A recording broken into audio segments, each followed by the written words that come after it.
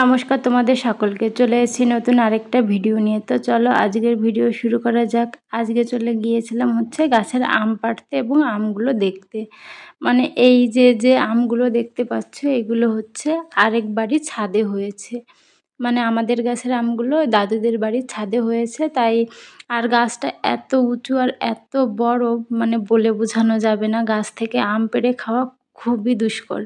তার জন্য আজকে চলে গিয়েছিলাম দাদুদের ছাদে কয়েকটা আম নেব মাখা খাওয়ার জন্য, আর আমগুলো কেমন হয়েছে ওই দিকটায় সেটাও দেখার জন্য।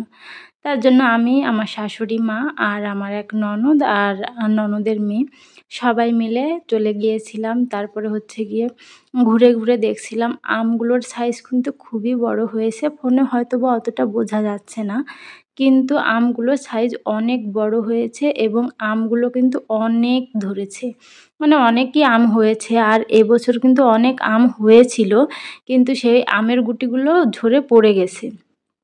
তারপরে গিয়ে এই দেখো থোকায় থোকায় কত সুন্দর আম ধরেছে, আর আমগুলোর সাইজটা এত বড়, দেখেও ভালো লাগছে, কিন্তু ছিঁড়তে ইচ্ছা করে না।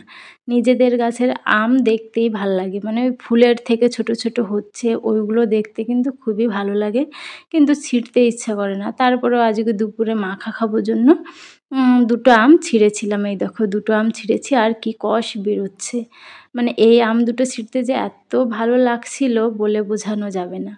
আর গাছের আম কিন্তু একরকম, আর কেনা আম আরেক রকম। গাছের আমগুলো তোমার চোখের সামনে বেড়ে উঠছে, সেগুলো তুমি দেখতে পাচ্ছ, কিন্তু অন্যরকম একটা অনুভূতি।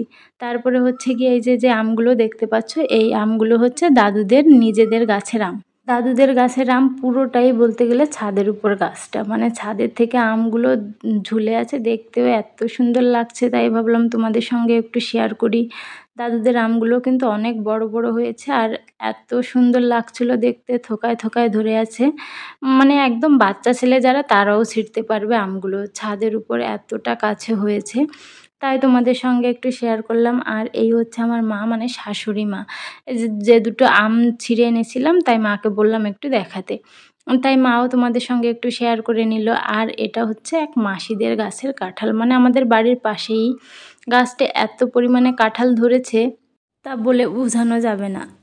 আর কাঁঠালগুলো এখনই মনে হয় পেকে যাবে, 10-15 দিনের ভেতর। কাঁঠালগুলো অনেক আগে হয়েছিল, আর মাসিদের গাছে কিন্তু আরও অনেক বেশি কাঁঠাল হয়েছিল, সেগুলো ইঁচড় হিসেবে বিক্রি করে দিয়েছে। আর এই যেগুলো দেখছে, এগুলো আমাদের নিজেদের গাছের লিচু।